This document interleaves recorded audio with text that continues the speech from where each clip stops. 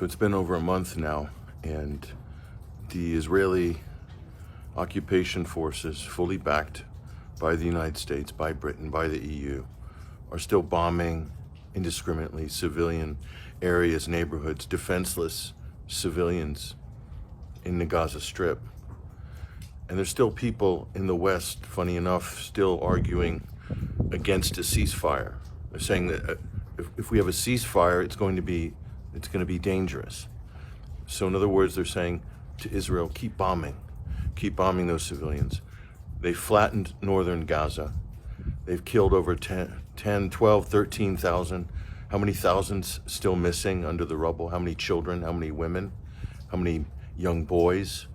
How many fathers? How many uncles? Nieces, nephews? Still under the rubble. They're still digging them out.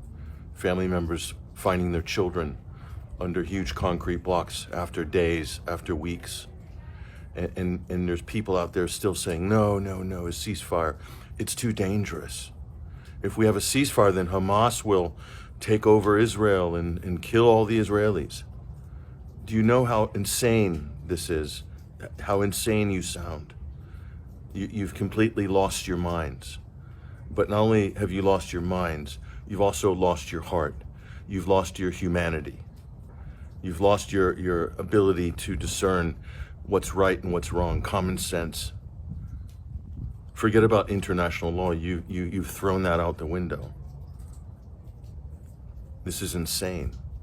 So how many, again, we have to ask the question, how many thousands of innocent Palestinians will have to die before you've satiated your appetite for death and destruction, for seeing dead Palestinian families?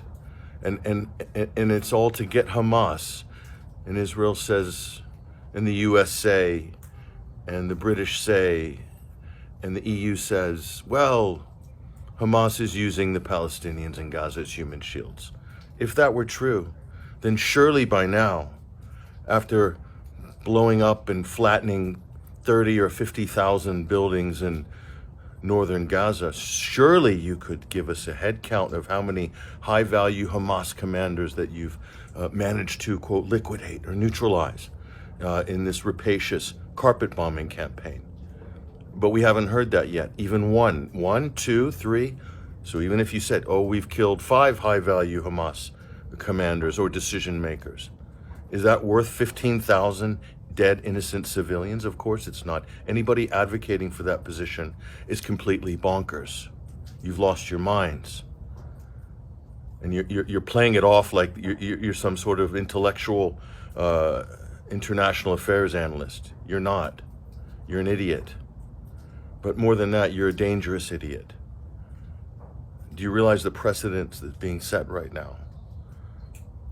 This is more than anything the ideal entree for a third world war, because the people who are perpetrating the massacre have no choice at this point but to double down. They've already lost face in the international community. Israel's brand is forever damaged. They'll never be viewed as a victim ever again. And they'll soon be seen as a liability to even the United States rather than an asset, because they've let it go too far. Washington's let it go too far, and they can't pull it back. Think about it. When is it going to stop? It should stop now. It should have stopped a month ago. But again, we'll accept today. We'll accept today. Let's stop the bombing, stop the killing, a ceasefire now. At least we can stop the killing of innocent people. We'll figure the rest out. We'll figure the rest out somehow.